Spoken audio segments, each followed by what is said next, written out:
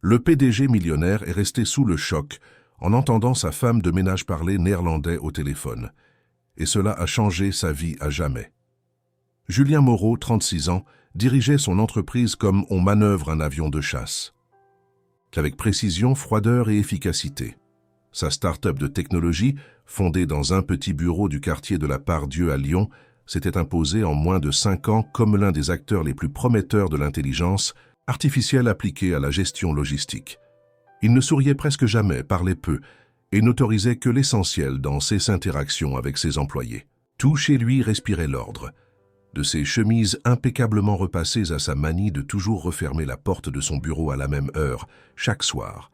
Mais derrière cette façade de contrôle se cachait un vide plus vaste que Julien n'osait l'admettre.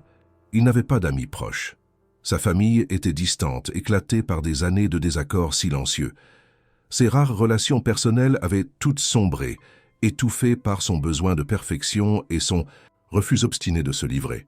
À 36 ans, il avait accompli tout ce que l'on attendait d'un homme ambitieux. Et pourtant, en se regardant dans le miroir chaque matin, il n'y voyait qu'un inconnu. À l'autre extrémité de son univers, dans les couloirs silencieux, de l'entreprise après minuit, Zoé Van Dyke poussait son chariot de nettoyage.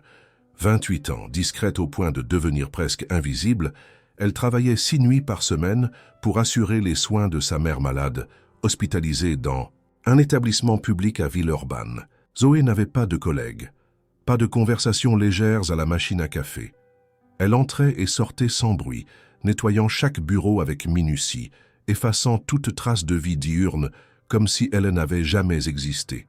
Ce qui frappait chez elle, pour ceux qui prenaient le temps de l'écouter, ce qui n'arrivait pratiquement jamais, c'était son français impeccable. Aucune faute, aucune hésitation. Pas même l'ombre d'un accent. Et pourtant, son nom à consonance étrangère, sa réserve absolue et son habitude de toujours baisser les yeux faisaient croire à beaucoup qu'elle n'était qu'une immigrée de plus, silencieuse et interchangeable. Personne ne savait qu'elle avait été scolarisée dans un lycée international, ni qu'elle maîtrisait plusieurs langues.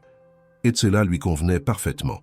Zoé avait choisi l'invisibilité comme stratégie de survie. 3 ans auparavant, elle avait atterri en France avec une valise, une petite sœur muette de 6 ans et un secret trop lourd pour être partagé.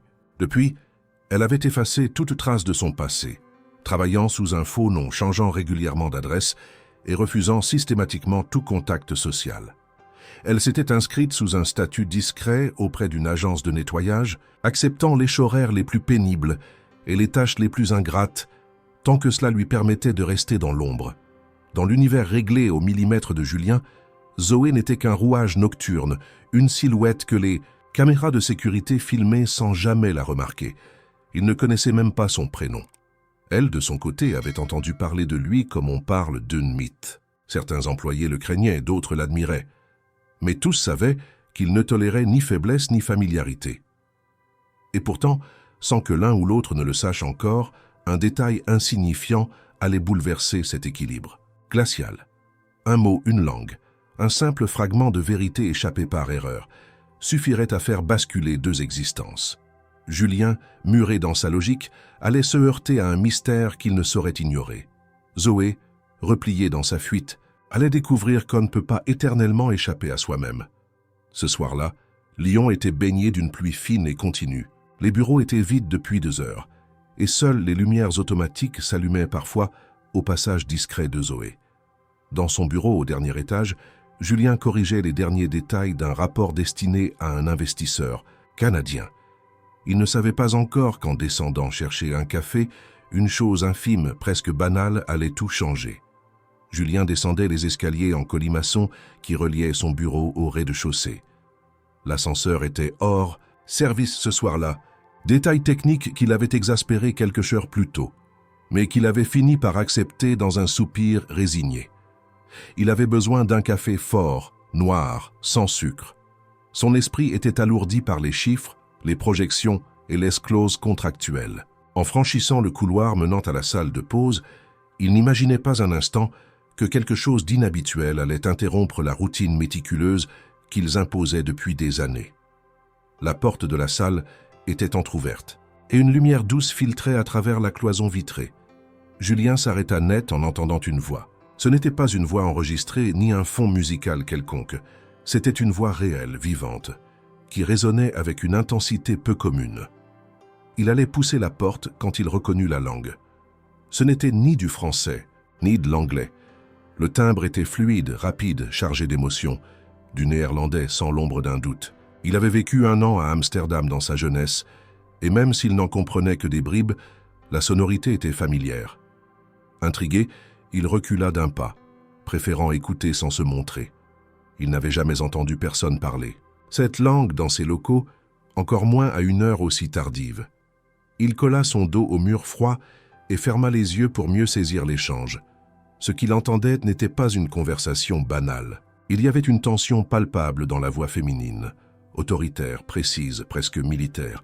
Elle parlait vite, interrompant parfois son interlocuteur, visiblement agacé ou pressé.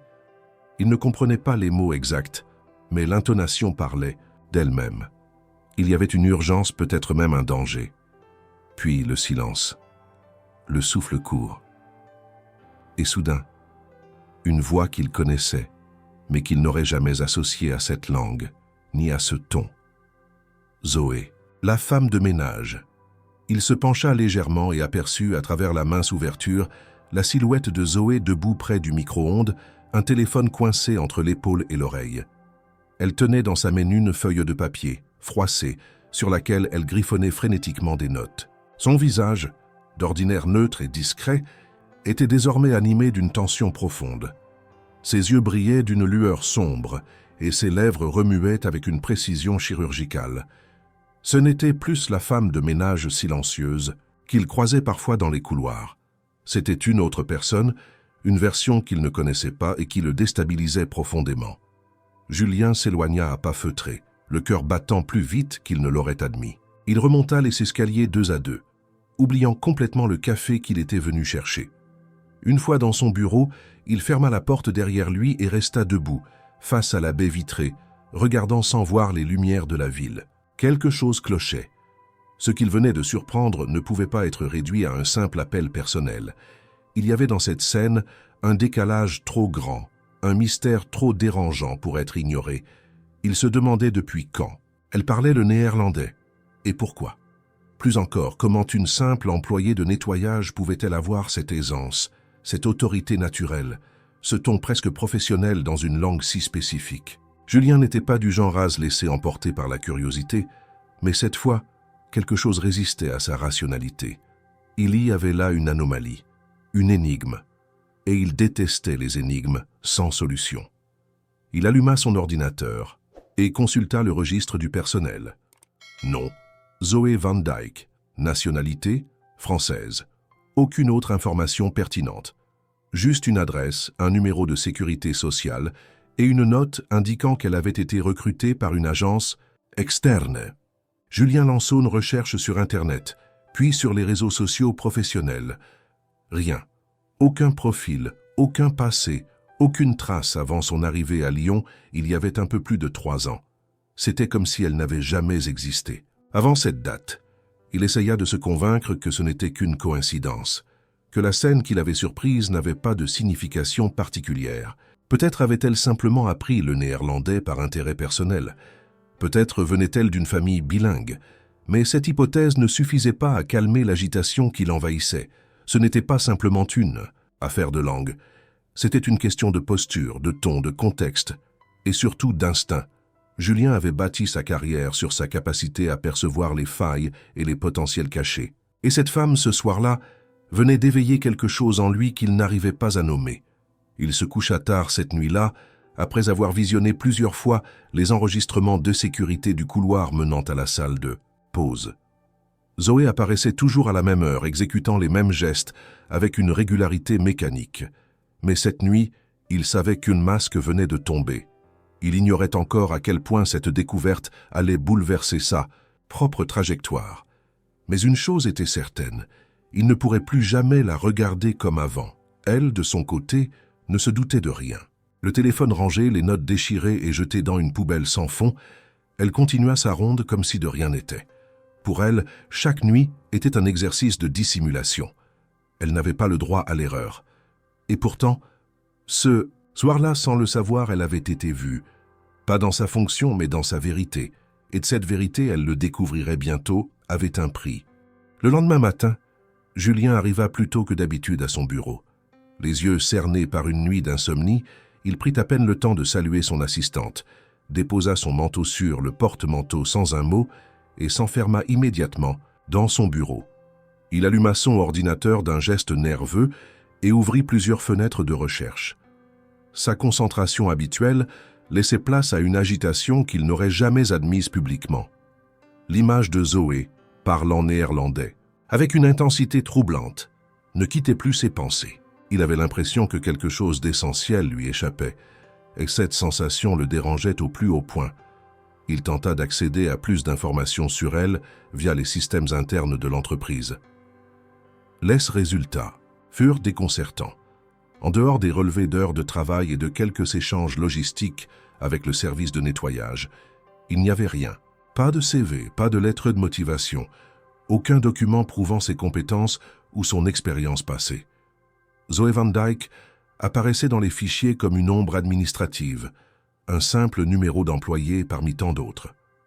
Cette absence de données éveilla en lui une suspicion qu'il ne parvenait plus à ignorer.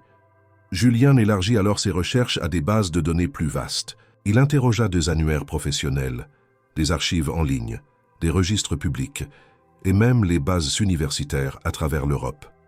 Rien, aucune trace d'une Zoe Van Dyke ayant étudié, travaillé ou résidé ailleurs que dans les environs de Lyon au cours des 3 dernières années. Il consulta les réseaux sociaux, passant au crible les profils avec le même nom, les croisant avec les critères qu'il connaissait, l'âge approximatif, la langue, la ville. Tous les résultats s'épuisaient sans donner le moindre indice concret. Plus il cherchait, plus l'absence d'information devenait un message en soi. Une personne avec une telle maîtrise du néerlandais, capable de s'exprimer avec autant de précision, n'était pas une autodidacte anonyme. Il y avait un passé, quelque chose de formel, de professionnel, derrière cette compétence. Julien connaissait le monde du travail assez bien pour savoir qu'un tel niveau de langue ne s'acquérait pas par loisir ou accident. Zoé avait été formée. Elle avait vécu dans un environnement exigeant, et pourtant tout cela avait disparu. Il consulta alors les caméras de sécurité interne des jours précédents. Il observa ses déplacements, ses routines, les lieux où elle faisait des pauses, ses habitudes. Tout chez elle respirait la discrétion extrême.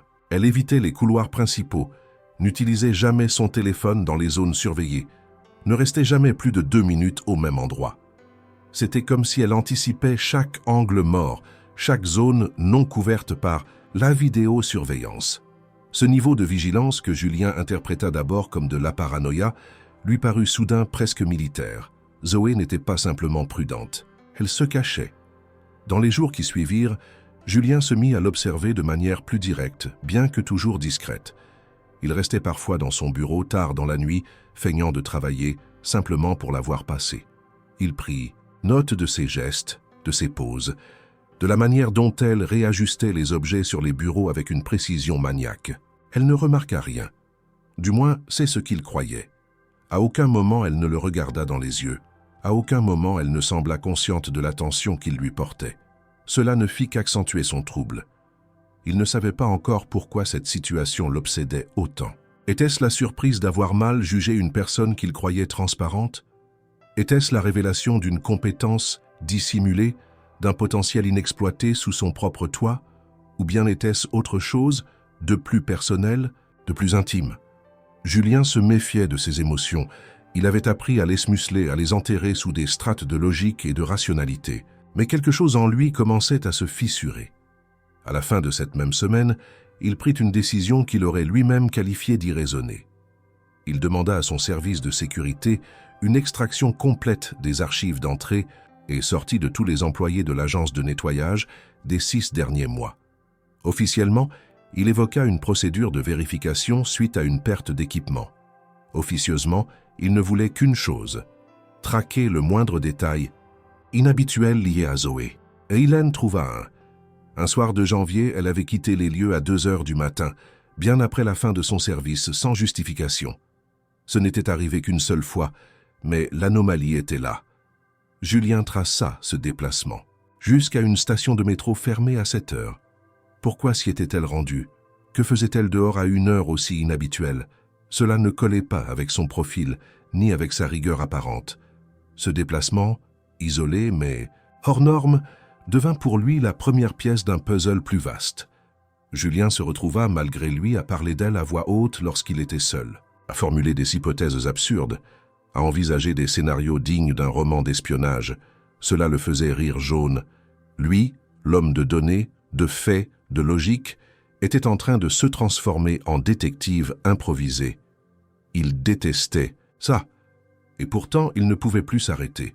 Zoé, pendant ce temps, continuait de travailler sans dévier de sa routine. Mais un soir, en passant devant le bureau de Julien, elle s'arrêta brièvement, son regard accrochant le sien à travers la vitre. Ce fut une seconde à peine, un instant suspendu. Mais dans cette seconde, Julien comprit qu'elle savait. Elle avait perçu sa surveillance. Elle ne l'avait pas regardé comme un subalterne regarde son supérieur. Non. C'était un regard égal, presque défiant, comme si elle disait « Tu veux savoir? Viens chercher ». Ce regard, plus encore que les mots entendus dans la salle de pause, allait l'obséder bien plus longtemps qu'il ne l'aurait cru. Et il était loin d'imaginer que ce jeu silencieux n'en était encore qu'à ses débuts. Julien avait atteint un point où sa curiosité ne pouvait plus être contenue par la simple observation. Ce qui l'avait surpris, ce qu'il avait ensuite découvert, ou plutôt ce qu'il n'avait pas réussi à découvrir, formait un ensemble, trop incohérent pour rester sans réponse. Il devait comprendre. Non pas pour satisfaire un caprice ou une lubie momentanée, mais parce que, contre toute logique, la présence de Zoé et le mystère qu'elle incarnait commençaient à troubler son équilibre intérieur. Il ne pouvait plus se concentrer sur ce dossier. Ses réunions perdaient de leur intérêt, et même les appels de ses investisseurs semblèrent le déranger plus qu'à l'accoutumée. Il décida alors d'aller au-delà de l'investigation passive et tenta une approche directe mais subtile. Le premier soir de sa tentative, il attendit que Zoé finisse de nettoyer le 2e étage. Il sortit de son bureau au moment précis où elle passait dans le couloir. Il fit mine d'être surpris, la salua poliment, puis engagea une conversation anodine sur l'éclairage défectueux d'une salle de réunion. Zoé répondit avec le strict minimum de courtoisie, baissant légèrement la tête, évitant tout contact prolongé du regard. Julien saisit l'occasion pour poser une question plus personnelle, dissimulée dans un ton détaché. « Vous avez un accent remarquable, presque académique. Vous avez étudié en France ?» Elle leva brièvement les yeux, surprise, puis répondit d'un ton neutre « J'ai grandi ici ». Et elle poursuivit sa marche sans attendre une réaction. Julien comprit alors qu'il venait de franchir une limite invisible. Les soirs suivants, il tenta d'autres approches. Une remarque sur la météo, une question sur les horaires de nettoyage, un commentaire sur la complexité de certaines langues. À chaque fois, Zoé restait polie, mais sa réserve devenait de plus en plus marquée. Elle se contentait de réponses brèves, presque mécaniques, puis s'éloignait. Julien sentit une barrière s'ériger entre eux, plus forte à chaque tentative, qu'il avait l'impression de manipuler un mécanisme fragile, prêt à se briser au moindre faux mouvement. Un vendredi soir, il décida de l'attendre à la sortie du bâtiment. Il espérait que, hors du contexte professionnel, elle se sentirait moins sur la défensive. Lorsqu'elle apparut, portant son manteau gris élimé et une écharpe en laine nouée à la hâte, il s'approcha doucement. « Zoé ?» Elle sursauta légèrement en entendant son prénom, puis se figea. Julien leva les mains en signe d'apaisement. « Je ne veux pas vous déranger, c'est juste que vous semblez différente. Je voulais savoir si tout allait bien. » Elle le fixa un instant, ses yeux voilés par une méfiance glaciale. « Je fais simplement mon travail, monsieur Moreau. Je ne suis pas ici pour être différente ou intéressante. » Il tenta alors une phrase plus directe. « Vous parliez néerlandais l'autre soir. Couramment, cela m'a interpellé. Ce fut une erreur. » Le regard de Zoé changea aussitôt. Son visage se ferma comme un rideau de fer. Elle recula d'un pas, sa voix plus froide que jamais. « Je ne sais pas de quoi vous parlez. Bonne soirée. » Et elle s'éloigna sans se retourner. Le lundi suivant, Julien fut informé par l'agence de nettoyage que Zoé avait demandé à être transférée vers un autre site. Il reçut l'information comme un coup de massue. Elle voulait fuir. Elle sentait le danger, et ce danger, c'était lui. Il se rendit compte, avec un mélange de culpabilité et de frustration, qu'il avait franchi une ligne rouge. Il n'était plus un observateur curieux. Il était devenu un intrus. Zoé avait réagi avec la précision de quelqu'un qui connaissait les conséquences de l'exposition. Elle n'avait pas seulement été dérangée, elle avait été menacée dans sa routine, soigneusement construite. Julien contacta l'agence pour empêcher le transfert, prétextant une nécessité opérationnelle. L'argument fonctionna, mais il savait que cela ne suffisait pas à réparer la méfiance désormais installée. Zoé continuerait à travailler, mais à distance, plus silencieuse, plus insaisissable que jamais. Il avait gâché une opportunité de gagner sa confiance et il le savait. Il passa les jours suivants à se demander pourquoi cela le touchait autant. Était-ce la frustration de ne pas percer un mystère, ou était-ce autre chose de plus personnel, plus profond? Il repensa à son propre passé, au silence de son père, au regard fuyant de sa mère, au non-dit qui avait formé la trame de son enfance. Il reconnaissait cette posture chez Zoé, le besoin de disparaître pour survivre. Cela le hantait, car cela faisait écho à ses propres blessures, enfouies mais jamais guéries. Il ne savait pas comment, mais il ressentait une connexion inexplicable avec elle, comme si leur solitude respective se reconnaissait à distance. Et pourtant, il était désormais tenu à l'écart. Il avait voulu comprendre, il avait voulu aider peut-être, mais il n'avait fait que réveiller des peurs que Zoé tentait désespérément d'enterrer. Il devait maintenant choisir entre insister au risque de la perdre définitivement ou attendre, espérer qu'un jour, elle accepte de briser ce silence. Julien, pour la première fois depuis des années, doutait de lui-même. Son autorité, son instinct, sa capacité à contrôler les événements, rien de tout cela ne fonctionnait ici. Zoé échappait à toutes ces grilles de lecture. Elle n'était pas une énigme à résoudre, mais une personne blessée qui protégeait farouchement son droit à l'oubli. Et cela, il ne pouvait l'ignorer plus longtemps. Le calme était revenu dans l'entreprise après l'épisode du transfert avorté de Zoé. Elle avait repris son travail, mais ses déplacements étaient désormais encore plus discrets. Julien, bien que frustré, s'était résolu à prendre du recul. Il comprenait qu'il ne pouvait plus agir frontalement sans provoquer de nouvelles ruptures. Pourtant, il ne pouvait s'empêcher de ressentir une tension latente, comme si quelque chose d'important continuait à se jouer en silence, juste en dehors de son champ de vision. Quelques semaines plus tard, un incident mineur dans le système de sécurité informatique de l'entreprise allait tout bouleverser. Un audit de routine avait révélé une série de connexions réseau inhabituelles provenant d'un ancien serveur de stockage, encore connecté au réseau interne. Julien, qui supervisait personnellement les vérifications liées à la confidentialité des données, demanda un rapport complet sur les communications interceptées par erreur par le système de monitoring. Parmi les flux analysés, un enregistrement vocal d'une quarantaine de secondes attira immédiatement son attention, une conversation téléphonique en néerlandais captée accidentellement par un micro activé dans la salle de repos. Il reconnut immédiatement la voix de Zoé. Le fichier avait été horodaté 2 semaines auparavant, à 3h10 du matin. Le contenu, bien que partiellement inaudible à cause d'interférences, était clair sur plusieurs points. Elle parlait à une personne dont la voix s'était coupée dans l'enregistrement, mais ses réponses étaient insuffisamment explicites pour révéler une partie de la situation. « Je n'ai pas eu le choix », disait-elle d'une voix haletante. « Si je n'étais pas partie, Mila aurait été emportée avec moi. » Quelques secondes plus tard, elle ajoutait « Ce n'est pas un simple malentendu. Tu sais très bien ce qu'il s'est passé à La Haye. Cette erreur fatale n'en était pas une, c'était une décision. » Julien écouta l'enregistrement, plusieurs fois, chaque mot résonnant comme un coup de tonnerre. La mention de La Haye, ville connue pour abriter la Cour pénale internationale et d'autres institutions diplomatiques, éveilla immédiatement sa curiosité. Qui était Mila? Et quelle était cette erreur irréversible dont elle parlait? Il ne pouvait plus considérer Zoé comme une simple employée aux origines floues. Elle avait manifestement été impliquée dans une situation d'une portée bien plus vaste qu'il ne l'avait imaginé. Il chercha immédiatement sur Internet les termes Zoé Van Dyke, La Haye et erreur de traduction.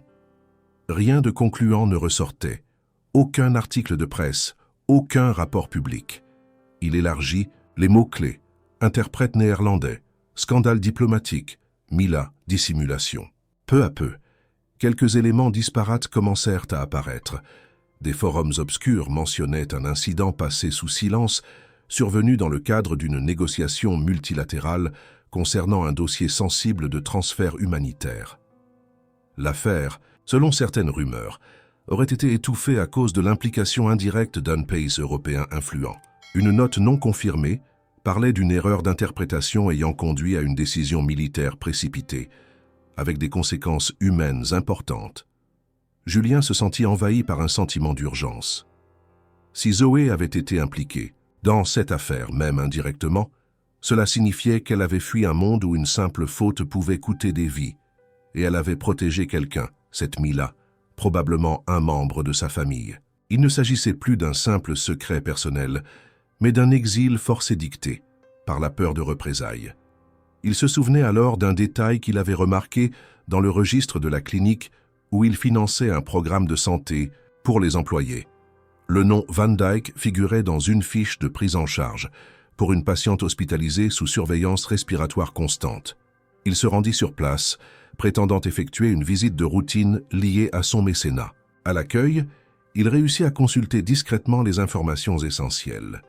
La patiente, Madame Anneli Van Dyke, mère de Zoé, avait été admise il y avait 3 ans, suite à une décompensation sévère liée à un stress post-traumatique. Aucun autre membre de la famille n'était mentionné, sauf une personne mineure notée comme en charge de l'accompagnement psychologique. Aucun nom ne figurait, mais Julien comprit. C'était Mila plus que jamais, il sentait que le mur de silence qui entourait Zoé n'était pas fait de honte ou de mensonge, mais de peur. Une peur ancienne, ancrée, qui expliquait son besoin constant de tout contrôler, de tout cacher. Il revint à son bureau avec une résolution nouvelle. Il devait en savoir plus. Mais cette fois, il ne ferait plus l'erreur de la confronter directement. Il devait comprendre le passé, retrouver les acteurs de cette histoire, et surtout découvrir ce qu'il s'était réellement passé à la Haye.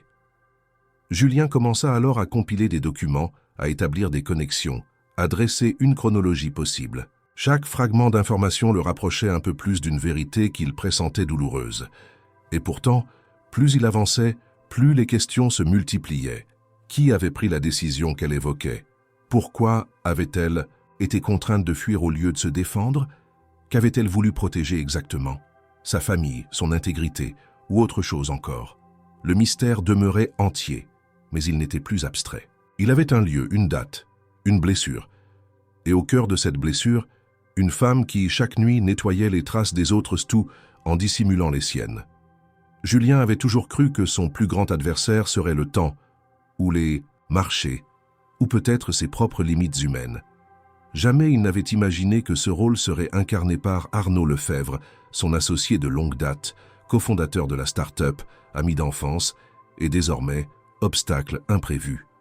Arnaud avait toujours été le visage souriant de l'entreprise, charmeur, éloquent, stratège dans l'art de négocier avec les investisseurs. Là où Julien incarnait la rigueur, Arnaud représentait l'intuition. Leur duo avait fonctionné pendant des années comme une machine bien huilée, chacun comblant les manques de l'autre. Mais cette harmonie commença à se fissurer le jour où Arnaud perçut l'intérêt croissant de Julien pour une certaine employée nocturne. Tout commença par une remarque innocente lors d'une réunion en comité restreint. Arnaud, feuilletant distraitement des rapports, lança « Dis-moi, tu passes pas mal de temps au bureau la nuit ces derniers temps, non? T'as trouvé une nouvelle muse ?» Julien se contenta d'un sourire bref, mais le ton ironique d'Arnaud contenait déjà une pointe de provocation. Les jours suivants, les allusions se firent plus claires. Il évoquait la mystérieuse nettoyeuse, lançait des pics sur les services rendus après minuit, riait seul à ses blagues déplacées, mais un soir, la plaisanterie cessa. Arnaud entra sans prévenir dans le bureau de Julien, son visage sérieux, presque fermé. Il jeta un dossier sur la table et resta debout, les bras croisés. « Je sais que tu caches quelque chose, Julien, et je sais que ça concerne cette fille. » Julien, surpris, garda le silence. Arnaud continua. « J'ai fouillé un peu. Cette fille n'a aucune existence légale avant 2022. Rien. Pas de diplôme, pas de compte, pas de traces administratives. Et pourtant, tu passes ton temps à la suivre, à chercher des infos, à couvrir ses horaires. Tu ne trouves pas ça un peu risqué ?» Julien répliqua froidement. « Elle a ses raisons. Et ce qu'elle fait ici ne regarde quelle est l'agence qui l'emploie. Mais Arnaud n'était pas venu pour débattre. Il s'assit, joignant les mains comme s'il s'adressait à un accusé. « Écoute, je n'ai rien contre les secrets. On en a tout. Mais là, tu t'exposes. Tu mets ton jugement en jeu pour une femme que tu ne connais pas. Tu es prêt à compromettre notre réputation. Pour quoi? De la compassion? De la fascination ?» Julien sentit la colère monter. Arnaud, qui d'ordinaire savait doser ses mots, venait de franchir une ligne. Mais ce dernier n'avait pas terminé. Il sortit un document de son sac, une copie d'un formulaire transmis à la préfecture, indiquant une suspicion d'identité frauduleuse. « Si tu ne mets pas fin à ce cirque, je m'en chargerai, pour protéger la boîte. Tu sais comme moi ce qu'un scandale peut coûter à une levée de fonds. » Julien, stupéfait, lut le papier. Arnaud avait réellement dénoncé Zoé. Il avait alerté les autorités sur la présence possible d'une personne en situation irrégulière dans les locaux sans en informer son propre associé. C'était une trahison, un acte froid, calculé, cruel. Julien comprit alors que cette affaire, que son obsession, que ses tentatives de percer le mystère de Zoé avaient réveillé en Arnaud une peur profonde, celle de perdre le contrôle. Arnaud ne supportait pas l'idée que Julien puisse diriger son attention ailleurs, vers un élément extérieur, à leur monde parfaitement construit. Julien tenta d'intervenir. Il contacta immédiatement l'agence de nettoyage, chercha à savoir si Zoé avait été approchée par la police, envoya un message anonyme à l'adresse e-mail qu'il avait déduite à partir de ses recherches, lui recommandant de se tenir éloigné de l'entreprise pendant quelques jours. Il resta sans nouvelles pendant 2 jours entiers. Le 3e soir, elle ne se présenta pas au travail. L'agence le confirma. Elle avait appelé pour dire qu'elle prenait une pause indéterminée pour des raisons personnelles. Julien sentit le poids de son impuissance. Il avait tenté de comprendre, de protéger, mais ce geste avait contribué à mettre Zoé en danger. Pire encore, il avait réveillé l'hostilité d'un homme qu'il pensait être un allié. Arnaud, en dénonçant Zoé, n'agissait pas seulement pour protéger l'entreprise. Il voulait aussi prouver à Julien qu'il ne pouvait pas sortir du cadre, qu'il ne pouvait pas dévier sans conséquence. C'était une guerre d'influence, silencieuse mais brutale. Dans les jours suivants, Julien tenta d'effacer les traces de la dénonciation. Il fit pression sur un contact à la préfecture pour ralentir toute procédure en cours, invoqua une erreur administrative, un malentendu sur l'identité. Il s'enfonça dans un réseau d'actions semi-légales, de manipulation, discrètes, tout cela pour gagner du temps, pour éviter que Zoé ne soit retrouvée avant qu'il ne puisse la prévenir. Mais plus il luttait, plus il réalisait que le système dans lequel elle s'était réfugiée était fragile. Un mot de travers, un document mal classé, et elle risquait l'expulsion, l'interrogatoire, voire pire. Julien, pour la première fois de sa vie, décida de ne pas obéir à la logique. Il ne pensa ni aux investisseurs, ni à sa réputation, ni à la rentabilité. Il pensa uniquement à ce que Zoé représentait, un rappel que l'humain, dans toute sa complexité, valait plus que n'importe quel contrat ou algorithme. Et c'est à cet instant qu'il comprit que sa lutte ne serait plus seulement contre Arnaud ou contre un système déshumanisé. Sa lutte allait devenir personnelle, pour elle, pour ce qu'elle avait fui et pour ce qu'elle avait révélé. En lui, Julien, désormais pleinement conscient de la menace que représentait Arnaud, se trouva confronté à un dilemme profond. Il savait que chaque décision prise à partir de ce moment pouvait non seulement compromettre l'équilibre de son entreprise, mais aussi exposer davantage Zoé à un monde duquel elle avait visiblement fui. Pourtant, il n'y avait plus de place pour l'indécision. Le retrait de Zoé, son absence prolongée, le silence qui avait remplacé sa présence discrète dans les couloirs, tout cela formait une absence pesante, une fracture dans le quotidien de Julien. Elle n'était plus simplement un mystère à résoudre, mais une absence qui creusait un vide dans son espace le plus intime. Il utilisa les dernières coordonnées qu'il avait pu collecter sans éveiller de soupçons. Un reçu anonyme de pharmacie, retrouvé dans une corbeille lors d'un passage antérieur, mentionnait une adresse d'envoi en périphérie de Lyon. Julien s'y rendit en fin d'après-midi, évitant les heures de pointe, le cœur battant d'une nervosité qu'il n'avait pas connue depuis sa première présentation d'investisseurs. Le quartier était modeste, un ensemble d'immeubles grisâtres bordant un vieux parc municipal. Il trouva l'entrée sans difficulté et monta au 3e étage. La porte était fermée, mais la boîte aux lettres portait bien une étiquette. Vedic. Il hésita longuement avant de frapper. Lorsqu'il le fit, ce fut d'un geste presque timide. Un bruit discret répondit de l'intérieur. Des pas, un froissement de tissu, puis un silence. Il allait frapper de nouveau lorsqu'il entendit un cliquetis de serrure. La porte s'ouvrit à peine, une chaîne de sécurité limitant l'ouverture. Le visage de Zoé apparut dans l'entrebâillement. Hélène semblait ni surprise ni en colère, seulement fatiguée. Ses traits tirés, ses yeux cernés, trahissaient des nuits sans sommeil. Elle le fixa un instant, puis referma doucement la porte. Julien crut avoir été rejeté, mais elle ouvrit finalement la porte en grand, sans dire un mot, et s'effaça pour le laisser entrer. L'appartement était petit, mais d'une propreté irréprochable. Une odeur de lavande flottait dans l'air, mêlée à celle d'un thé aux herbes encore chauds. Une fillette jouait en silence sur un tapis, des blocs de construction éparpillés autour d'elle. Elle leva les yeux vers Julien sans peur, mais sans sourire non plus. Zoé s'accroupit à côté d'elle, lui murmura quelque chose en néerlandais, et la fillette se leva pour aller s'installer dans la chambre voisine. Lorsqu'ils furent seuls, Zoé resta debout, dos tourné, les bras croisés. Julien, qui avait préparé un discours, sentit les mots s'évanouir. Il choisit de parler simplement.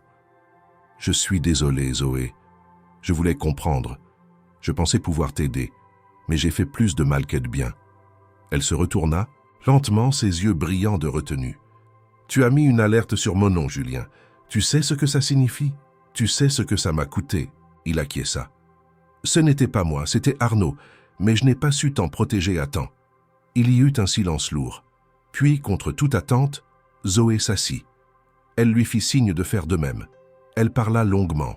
Pour la première fois, elle partagea une partie de son passé. Elle avait été interprète pour une organisation internationale basée à La Haye, spécialisée dans la négociation d'accords de rapatriement humanitaire. Sa mission la plus sensible avait impliqué un convoi de réfugiés devant traverser une frontière sous haute tension.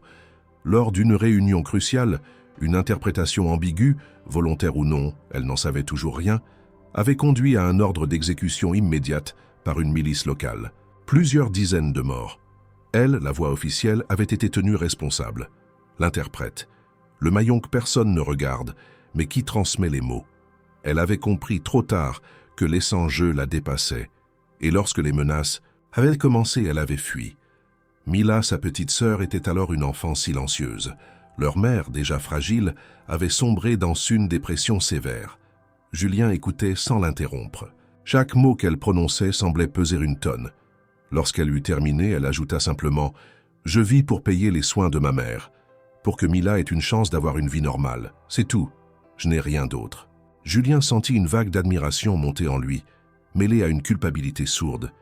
Il avait tenté de décoder un mystère, sans mesurer la douleur qu'il remuait. Et pourtant, cette révélation n'éloigna pas son intérêt, elle le renforça.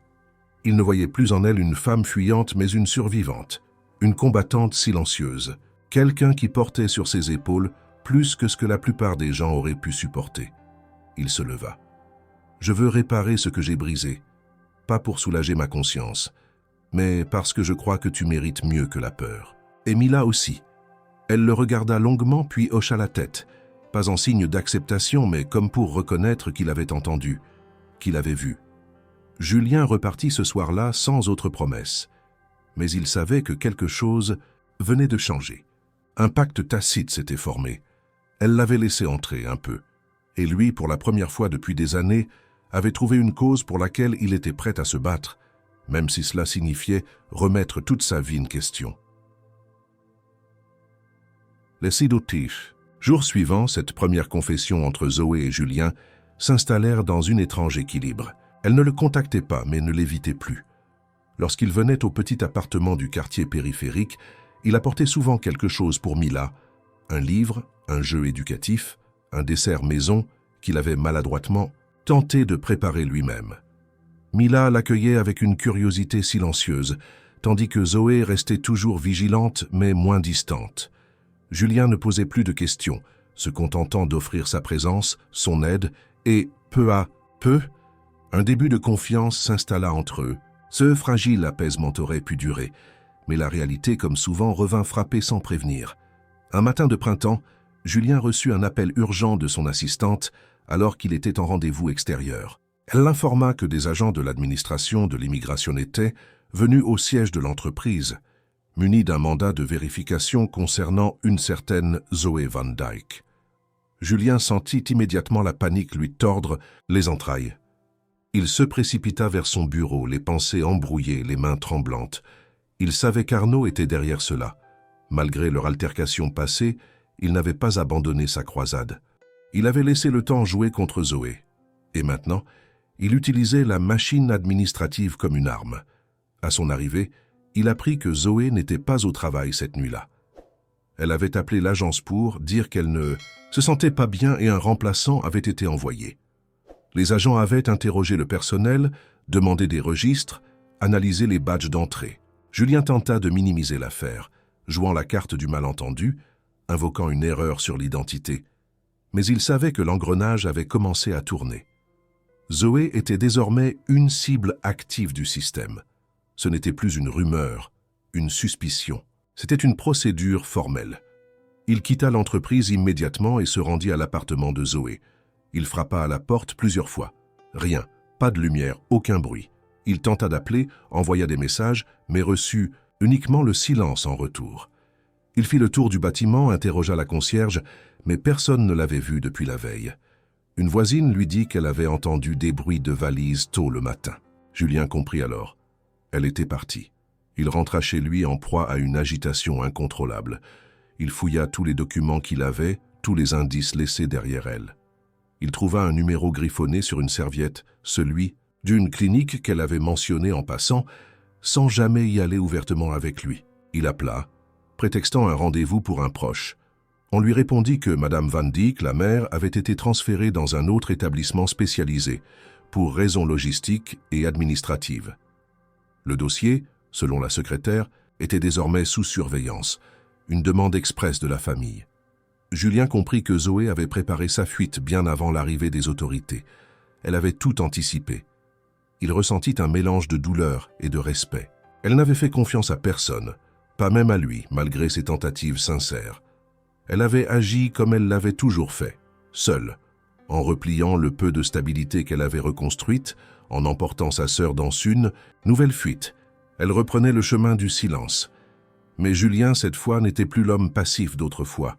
Il ne voulait pas la perdre à nouveau, et surtout, il ne voulait pas qu'elle vive éternellement dans la peur. Il rassembla tout ce qu'il avait appris, tous les fragments du passé, les notes, les pistes. Il devait la retrouver, non pas pour satisfaire son besoin de comprendre, mais pour lui rendre ce qu'on lui avait volé, la possibilité de vivre sans, se cacher. Mais les obstacles ne faisaient que commencer.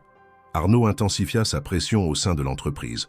Il insinua que Julien, désormais instable, risquait de mettre en péril leur prochain cycle de financement. Il s'appuya sur des documents, des horaires modifiés, des dépenses anormales, toutes liées à la protection discrète que Julien avait tenté d'offrir à Zoé. Il évoqua même un possible conflit d'intérêts auprès du conseil de direction. Julien, jusque-là maître absolu de son univers, se retrouvait isolé. Certains collègues, autrefois loyaux, prenaient leur distance. Les regards changeaient. Les couloirs, autrefois silencieux, devenaient des lieux de murmures. Julien comprit que s'il voulait continuer, il devait renoncer à une part de ce qu'il avait construit. Il n'était plus question de sauver sa position, ni de préserver les apparences. Il devait choisir l'illusion du pouvoir ou la vérité. Et la vérité, désormais, avait le visage de Zoé, disparu quelque part dans la ville, traqué par les systèmes qu'il avait lui-même appris à manipuler. Le déséquilibre était total. Il n'avait aucun moyen légal de la retrouver. Il ne pouvait plus compter sur ses contacts officiels. Il devait utiliser d'autres ressources, plus informelles, plus risquées. Mais il était prêt. Le soir même, il retourna à l'ancien immeuble, grimpa sur le toit et contempla la ville sous les lumières orangées du crépuscule. Il pensa à Zoé, à Mila, à cette scène où elle lui avait dit que tout ce qu'elle faisait, c'était pour sa famille. Il se jura qu'il ne la laisserait pas affronter seule ce qui venait. Il irait jusqu'au bout, même si cela signifiait rompre ses alliances, perdre son entreprise, affronter son passé. Il irait jusqu'au bout, parce qu'elle avait été forcée de tout quitter pour protéger les siens, et que lui, pour la première fois, avait quelque chose à défendre qui ne se calculait pas en part de marché ou en courbe de croissance. Zoé n'était plus un mystère à résoudre, mais une vérité à défendre. Julien ne pouvait se permettre de rester dans l'incertitude. Depuis la disparition de Zoé, ses nuits étaient devenues des marathons de recherche, d'appels codés, d'exploration dans l'estréfond numérique. Il réactiva d'anciens contacts, notamment un ancien camarade de Sciences Po devenu journaliste d'investigation, habitué à travailler sur des dossiers sensibles, souvent censurés ou volontairement oubliés. En lui transmettant les bribes d'informations qu'il avait sur Zoé, Julien déclencha une cascade de révélations dont il n'avait pas anticipé la portée. Le journaliste, après quelques jours de silence, lui envoya un message chiffré. « J'ai trouvé quelque chose. Rencontre à 20h, parking de la place des Célestins. » Julien s'y rendit sans hésiter. Dans la voiture garée à l'écart, son ancien ami déposa sur le siège passager un dossier épais, jauni sur les bords. « Ce que tu cherches n'est pas dans les journaux. C'est dans les archives que les rédactions n'ont pas osé publier. Il y a eu un incident à La Haye en 2020, classé sous un intitulé administratif « Rupture de chaîne diplomatique ». Julien lut les documents avec une avidité fiévreuse. Une interprète néerlandaise avait effectivement été liée à une opération de rapatriement qui avait mal tourné. Officiellement, c'était une erreur de coordination. Officieusement, le rapport révélait qu'une traduction erronée, intentionnelle ou non, avait déclenché une offensive contre un camp temporairement sécurisé.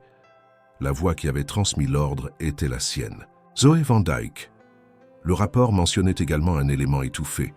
L'interprète avait tenté d'alerter l'ambassade locale sur la mauvaise compréhension des termes, mais l'avertissement avait été ignoré, balayé par les enjeux politiques du moment.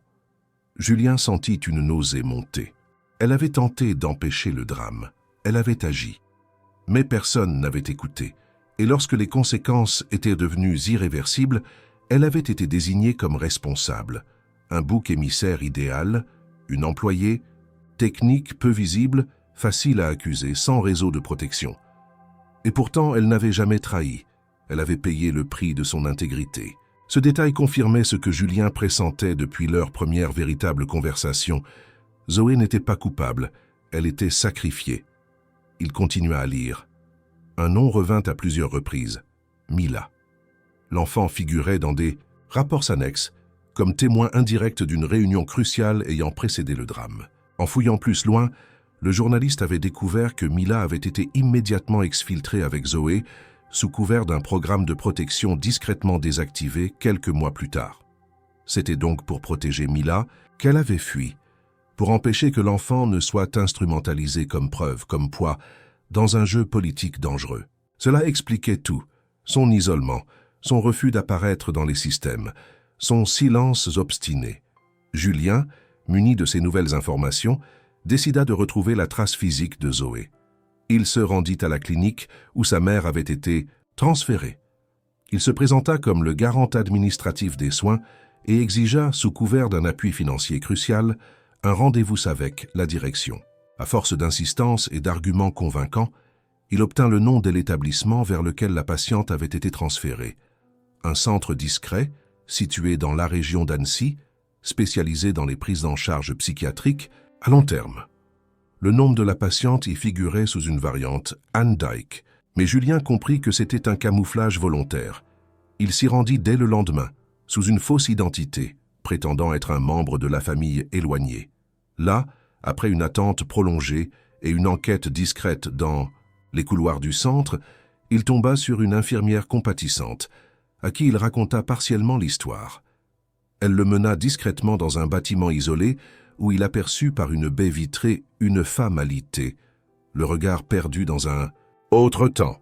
C'était bien elle. Il reconnut les traits de la femme qu'il avait vue en photo chez Zoé. À côté du lit, une chaise portait un manteau d'enfant, un livre ouvert sur une page marquée par une feuille séchée. Il n'y avait personne dans la pièce. Mila et Zoé étaient probablement dans les alentours. Julien laissa une lettre. Il n'avait pas osé attendre leur retour. Dans cette lettre, il expliquait tout. Les documents qu'il avait récupérés, les preuves de son innocence, son engagement à rendre publique la vérité, si elle le permettait. Il la supplia aussi de le recontacter, non par obligation, mais parce qu'elle n'était plus seule, qu'elle n'avait plus à l'être. 3 jours passèrent. Puis, dans sa boîte mail, il trouva un message sans sujet, sans signature, contenant simplement une phrase. « Si tu veux vraiment aider, commence par faire tomber Arnaud. » Julien comprit alors que la prochaine étape n'était plus de chercher Zoé, mais de créer les conditions dans lesquelles elle pourrait enfin exister à nouveau, libre de la peur. Pour cela, il allait devoir affronter de front celui qui l'avait poussé à fuir encore une fois. Tout devenait clair. La vérité était là. Elle ne demandait qu'à être révélée. Mais le combat ne faisait que commencer. Et Julien, cette fois, n'allait plus reculer. Julien ne perdit pas de temps. Le message de Zoé, bien que laconique, sonnait comme un appel aux armes. Il comprit qu'elle lui donnait un rôle, une mission claire, détruire la réputation de celui qui avait tenté de la faire disparaître. Pour de bon. Arnaud Lefebvre, son associé de toujours, n'était plus seulement un obstacle professionnel, mais un ennemi moral. Il incarnait tout ce contre quoi Julien s'était désormais juré de lutter. La manipulation, la dissimulation, l'opportunisme froid. Mais s'attaquer à Arnaud signifiait aussi affronter la structure qu'ils avaient bâtie ensemble. Il n'y aurait pas de retour en arrière possible. Il commença par compiler toutes les preuves de l'implication d'Arnaud dans les démarches administratives contre Zoé.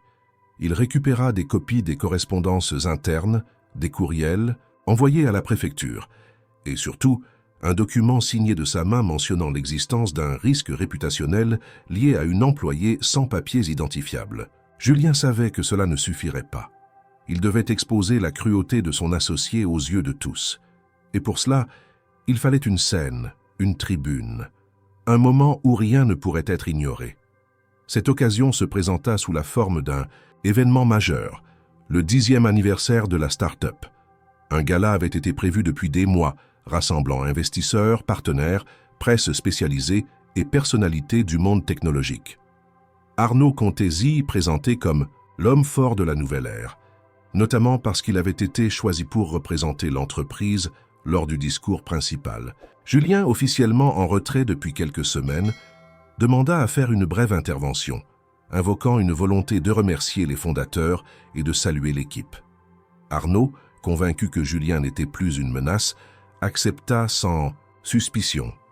Le soir venu, dans une salle comble aux lumières tamisées, les projecteurs braqués sur la scène, Julien monta calmement à la tribune. Il salua l'auditoire avec sa rigueur habituelle, parla brièvement des débuts difficiles, des défis rencontrés, des victoires partagées. Mais après quelques minutes, il changea de ton.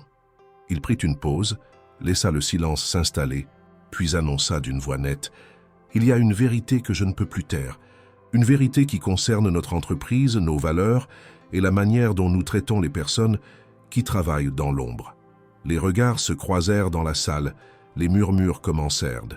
Julien poursuivit « Une femme dont le travail n'a jamais été reconnu publiquement, a été traquée, menacée, réduite au silence par peur de ternir notre image. Cette femme s'appelle Zoé Van Dyke. Elle a été victime d'une machination que j'ai découverte trop tard. Aujourd'hui, je tiens à lui demander pardon publiquement et à exposer ceux qui ont voulu la détruire pour protéger leur position. » Il sortit alors une série de documents de sa veste qu'il transmit à un collaborateur chargé de laisse, projeté sur écran géant. Le nom d'Arnaud apparaissait en en-tête de plusieurs lettres, accompagné de phrases équivoques. Duck doit être traité rapidement avant que cela ne devienne un scandale. Rien ne prouve son droit à rester ici. Mieux vaut alerter les autorités avant qu'un journaliste fouille. Les preuves étaient irréfutables. Arnaud, assis au premier rang blémite, il se leva d'un bond, tenta d'interrompre, mais la salle était figée. Les caméras filmaient, les téléphones enregistraient. Julien, sans se démonter, ajouta « Cette entreprise a été fondée sur la confiance, mais je ne peux plus rester associé à quelqu'un qui confond protection de la marque avec persécution. À partir de ce soir, je me retire de cette direction et je consacre mes ressources à faire éclater la vérité sur ce que Zoé a réellement vécu. » Un silence lourd suivit, puis quelques applaudissements, puis une vague plus large. Les médias, déjà présents, se ruèrent sur l'affaire. Dès le lendemain, des titres éclataient. Scandale à Lyon-Tech, une employée invisible devenue symbole. Zoé Van Dyke, la voix sacrifiée d'un échec diplomatique européen.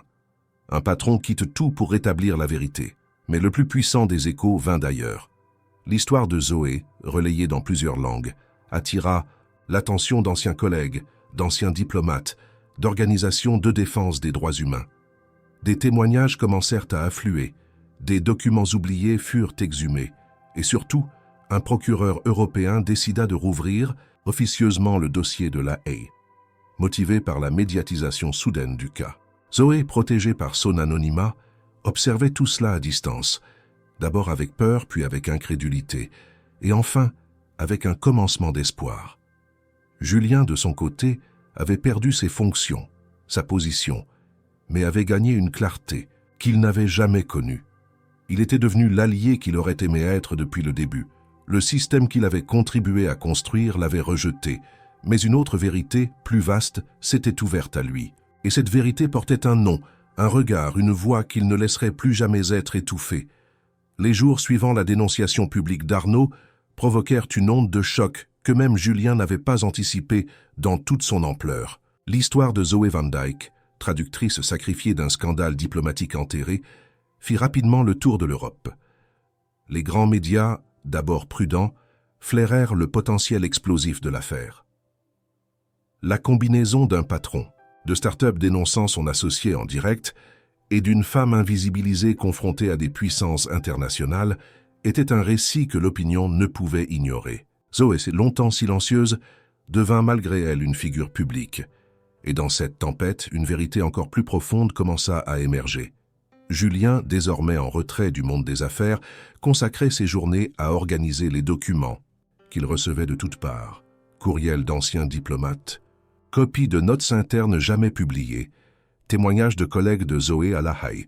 Une avocate spécialisée en droit international, Claire Monet, contacta Julien après avoir lu son intervention dans la presse. Elle proposa immédiatement de représenter Zoé pro bono, convaincue que ce dossier pouvait devenir un précédent historique. Julien accepta sans chécité et transmit le contact à Zoé sans savoir si elle accepterait. Contre toute attente, elle répondit. Une rencontre fut organisée dans un lieu neutre, un petit café à Annecy, à l'écart des regards. Zoé arriva, discrète, accompagnée de Mila, plus grande, plus vive. Julien se leva à leur vue, les accueillant avec une pudeur mêlée d'émotion. Claire Monet les attendait déjà, un dossier devant elle, mais elle laissa d'abord le silence s'installer. Ce fut Zoé qui le brisa. « Je n'ai jamais voulu être un symbole. J'ai seulement essayé de survivre. » Claire lui expliqua calmement ce qu'elle avait découvert. D'après les documents compilés, il devenait évident que Zoé n'avait pas été fautive. La traduction litigieuse avait été manipulée en amont et son alerte avait été délibérément ignorée. L'original de la note verbale qu'elle avait transmise comportait une annotation marginale, revue par le cabinet, fait suggérant une intervention politique directe avant diffusion. Zoé n'avait pas mal traduit. Elle avait transmis une version déjà falsifiée par des intérêts supérieurs. L'avocate était claire. Une action en justice contre les institutions concernées serait risquée, lente, mais possible. En revanche, une campagne publique structurée, portée par un dossier solide et relayée par les organisations de droits humains, pouvait inverser le regard porté sur Zoé. Elle pouvait être reconnue comme victime d'une manipulation et non comme fautive.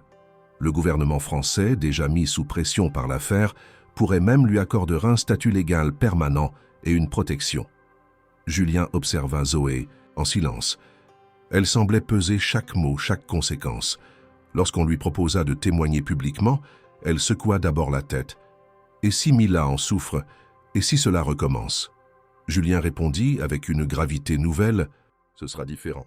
Parce que cette fois, tu ne seras pas seul. » Elle demanda du temps. Et durant ces jours d'attente, Julien assista à un retournement médiatique aussi imprévu que puissant. Une ancienne collègue de Zoé, une interprète italienne, publia une lettre ouverte dans un journal de Rome, expliquant comment Zoé avait été empêchée de s'expliquer à l'époque. Un diplomate néerlandais à la retraite révéla anonymement que plusieurs notes internes avaient été détruites à la demande d'un conseiller spécial en mission d'urgence. L'affaire, jusque-là centrée sur la figure de Zoé, devenait un symptôme plus large d'une diplomatie défaillante. Finalement, Zoé accepta de témoigner, mais à ses conditions. Elle ne voulait pas apparaître à la télévision ni donner d'interview en direct. Elle rédigea une lettre adressée non au gouvernement, mais aux traducteurs et interprètes du monde entier. Un appel à la reconnaissance du rôle essentiel, et souvent ignoré, de ces professionnels de l'ombre à qui l'on demande d'être invisibles, neutres, mais à qui on fait porter des décisions qui dépassent leur mandat. La lettre, publiée dans plusieurs langues, fit l'effet d'un manifeste. Des associations professionnelles prirent position. Une pétition internationale demanda officiellement la révision de son dossier. Le gouvernement français, par l'intermédiaire du ministère de la Justice, lui proposa un statut de protection renforcé, garantissant non seulement son droit de séjour, mais aussi l'effacement administratif des soupçons pesant sur elle. Mais la proposition de Julien, celle de travailler à ses côtés sur un nouveau projet d'intégration sociale utilisant les langues et la technologie, elle la refusa, du moins dans un premier temps. « Je te suis reconnaissante, mais je dois faire quelque chose à ma manière, pour moi, pour Mila. » Il ne s'y opposa pas. Au contraire, il ressentit une admiration encore plus grande pour cette femme qui, au lieu de capitaliser sur le soutien soudain qu'elle recevait, choisissait de se reconstruire sur des bases lentes, solides, profondes. Il comprit alors que l'histoire qu'ils se partageaient n'était pas celle d'un sauveur et d'une rescapée, mais celle de deux êtres scabossés ayant appris à se relever différemment. Zoé reprenait sa vie en main, et Julien, en la regardant marcher loin de lui ce soir-là, comprit que la distance qu'elle maintenait n'était pas un refus. C'était un espace pour respirer, pour devenir, et cela valait plus que toutes les réponses du monde. Les mois passèrent. L'affaire Zoé Van Dyke cessa peu à peu d'occuper les gros titres, mais elle laissa une empreinte durable dans les cercles qui comptaient. Dans les écoles de traduction, son témoignage faisait désormais partie des lectures recommandées. Plusieurs organisations internationales révisèrent discrètement leurs protocoles de traitement des informations transmises par les interprètes. Une conférence fut même organisée à Genève, réunissant juristes, diplomates et professionnels du langage, avec pour thème la voie intermédiaire, responsabilité, neutralité et pouvoir des interprètes en zone de conflit. Zoé, fidèle à son refus de toute exposition publique, n'y apparut pas, mais sa lettre y fut lue en ouverture, sous les applaudissements sincères d'une salle debout. Pendant ce temps, dans un quartier modeste de Lyon, une transformation plus discrète prenait forme. Un local commercial fermé depuis des années, coincé entre une boulangerie et une pharmacie, rouvrait ses portes. Pas avec fanfare ni ruban coupé, juste une affiche manuscrite sur la vitrine, Centre Lexis, langue, écoute, intégration, solidarité. C'était le projet de Zoé Julien. Bien qu'il n'en fût pas le fondateur officiel, avait financé discrètement les premiers mois de loyer, les travaux de réhabilitation, les frais administratifs. Mais il s'était gardé d'intervenir dans les décisions. Ce lieu, c'était celui de Zoé.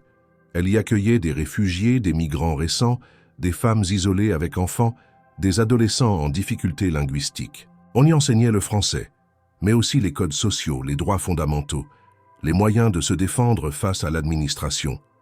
Mila, désormais âgée dès 11 ans, y aidait parfois après l'école, collant des étiquettes sur les livres ou apportant des verres d'eau aux invités. Chaque jour, le centre grandissait. Ce n'était pas spectaculaire, ce n'était pas rentable, mais ce qui était réel, humain, efficace. Julien, de son côté, avait quitté définitivement la start-up. Il n'avait pas cherché à vendre ses parts. Il les avait transférées à un fonds solidaire, chargé de financer des projets éducatifs et sociaux. Il vivait plus modestement dans un appartement près des quais du Rhône et collaborait ponctuellement avec des ONG sur des missions de conseil technologique. Ses journées n'étaient plus dictées par des tableaux Excel, mais par des rencontres, des débats, des actions concrètes. Il avait troqué l'influence silencieuse des algorithmes contre l'imprévisibilité du terrain. Sa relation avec Zoé s'était installée dans un rythme inédit pour lui, celui de la patience. Ils se voyaient régulièrement, souvent dans les couloirs du centre, parfois autour d'un café improvisé sur la petite terrasse arrière. Elle parlait peu de son passé. Il n'insistait jamais. Ils se partageaient des silences qui ne demandaient pas à être comblés. Parfois, Mila glissait une remarque sur un plat cuisiné par Julien, sur une histoire entendue à la télévision. Et Zoé souriait. Pas ce sourire de politesse qu'elle avait adopté pendant des années. Un vrai sourire. Léger, mais sincère.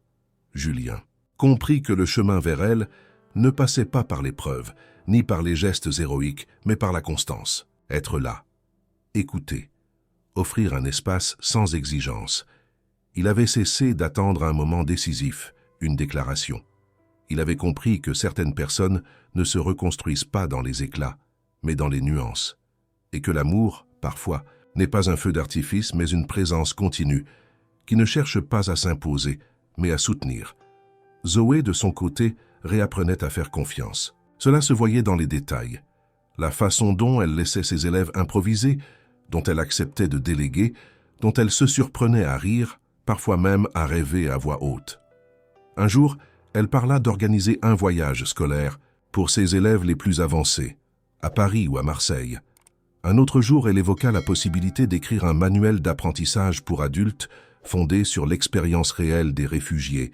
Julien l'écoutait, prenait des notes mentales, et lorsqu'il pouvait, il trouvait un contact, une subvention, un appui discret. Il ne cherchait pas à briller. Il voulait juste qu'elle sache qu'elle pouvait compter sur lui. Pas comme un héros, mais comme une encre. Le centre devint un lieu de passage pour des personnalités influentes, sensibles aux enjeux migratoires. Une députée européenne y fit une visite non officielle, saluant le modèle d'intégration par la langue. Un ancien juge d'instruction touché par l'histoire de Zoé proposa de faire de Lexis un centre pilote pour un programme national. Mais Zoé refusa les grandes campagnes. Elle voulait rester à taille humaine, garder le contact direct, préserver l'esprit initial, une main tendue, sans promesse, mais avec sincérité. Julien assista à tout cela comme un témoin privilégié. Il ne revendiquait rien. Il savait que ce qu'il construisait, ensemble mais à distance respectueuse, valait plus que n'importe quelle reconnaissance officielle. Zoé n'était plus celle qu'il avait découverte par hasard, une nuit, à travers une porte entr'ouverte. Elle était devenue la force tranquille autour de laquelle d'autres pouvaient se relever. Et lui, dans cette nouvelle équation, avait enfin trouvé sa place, non plus en haut de la pyramide, mais dans la base invisible qui permet aux choses de tenir debout. La lumière d'automne baignait les rues de Lyon d'une teinte dorée, annonçant la fin d'un cycle et le début d'un autre. Ce jour-là, le centre Lexis accueillait une cérémonie particulière. Pas un événement de prestige, ni un grand rendez-vous officiel, mais une reconnaissance modeste et profondément humaine. Zoé Van Dyke allait être honorée par la municipalité pour son engagement en faveur de l'intégration linguistique et sociale des populations migrantes. L'initiative venait d'un ancien élève du centre, aujourd'hui bénévole à la mairie, qui avait soumis son nom sans même l'en avertir. Lorsqu'elle l'apprit, Zoé hésita à refuser. Mais Mila l'avait regardé droit dans les yeux et dit, dans un français désormais fluide, « C'est important, maman. Pas pour les autres, pour toi. » Elle avait cédé à contre-cœur, mais avec calme. Julien, quant à lui, avait été prévenu par Mila elle-même. Il n'avait pas posé de questions. Il s'était présenté à l'heure, vêtu simplement, s'installant au fond de la petite salle décorée avec soin par les enfants du quartier. Des guirlandes de papier, des mots écrits en plusieurs langues, des dessins représentant des mains tendues, des visages mêlés, des cœurs discrets. Rien d'artificiel. Tout était sincère. Le maire adjoint, un homme jovial au ton respectueux, fit un bref discours. Il évoqua l'impact concret du centre, les dizaines de familles aidées, les ponts créés entre des mondes souvent ignorants les uns des autres. Puis il appela Zoé, qui monta lentement sur la petite estrade improvisée, vêtue d'une blouse bleu foncé, les cheveux relevés en un chignon simple. Elle salua l'assemblée, remercia les bénévoles, les partenaires, les élèves. Et lorsqu'elle prit la parole, un silence total s'installa. Pendant longtemps, j'ai cru que disparaître était la seule manière de survivre. J'ai vécu dans l'ombre, j'ai appris à effacer mes traces, à ne pas attirer l'attention. Ce centre n'est pas né d'un rêve, mais d'un besoin. Le besoin de se reconstruire, le besoin de permettre à d'autres de ne pas avoir à se cacher pour exister. Elle marqua une pause. Julien, au fond de la salle, la regardait sans un mot, le souffle suspendu. Zoé poursuivit, sa voix légèrement tremblante mais ferme. « Je n'ai pas toujours eu la force de croire que j'avais le droit d'être ici. Ce droit, je ne le dois pas à une loi. Je le dois aux mains tendues, au regard sincère, au silence partagé. Je le dois à ceux qui m'ont cru quand moi-même, je n'en étais plus capable. Et puis, comme si ce dernier passage, lui, coûtait plus que tout, elle ajouta « Il y a une personne ici qui m'a regardé sans chercher à me définir, qui m'a offert de l'espace sans condition, qui m'a accompagné dans mes chutes comme dans mes renaissances. Je ne l'ai jamais remercié publiquement. C'est le moment. Merci, Julien. » La salle se tourna vers lui. Il ne bougea pas, ne sourit pas, mais son regard brillait d'une intensité qu'aucun mot n'aurait su contenir. Il ne s'agissait pas d'une déclaration amoureuse, ni d'un pardon formel.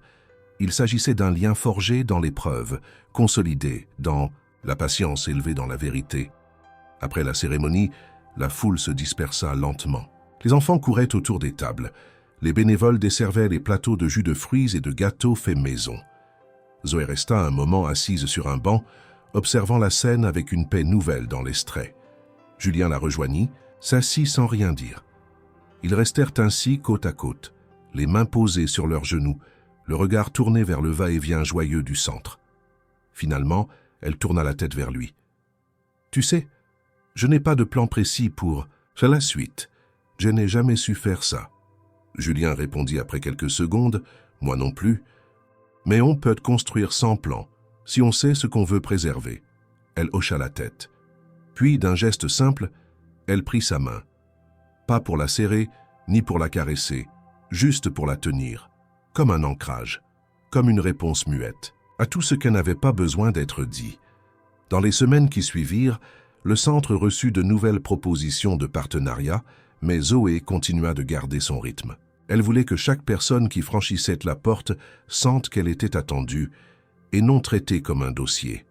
Julien, fidèle à sa position d'ombre, resta présent, proposant parfois un atelier d'introduction à la technologie pour les jeunes ou un accompagnement administratif pour les adultes. Ils ne nommaient pas leurs liens, ils n'en avaient pas besoin. Ce qu'ils avaient bâti ensemble n'était ni un couple raditionnel, ni une aventure passagère. C'était une alliance de résilience et de respect.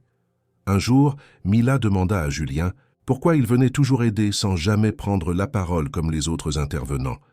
Il lui répondit avec un clin d'œil discret, parce que parfois, écouter suffit pour changer une vie. Et c'est ainsi que se conclut cette histoire. Une histoire née d'un malentendu, révélée par une langue étrangère, éprouvée par les systèmes, sauvée par l'humanité. Une histoire où la vérité n'a pas éclaté comme un coup de tonnerre, mais s'est imposée lentement, patiemment, jusqu'à s'enraciner dans les gestes du quotidien. Zoé n'était plus une ombre, Julien n'était plus un homme vide.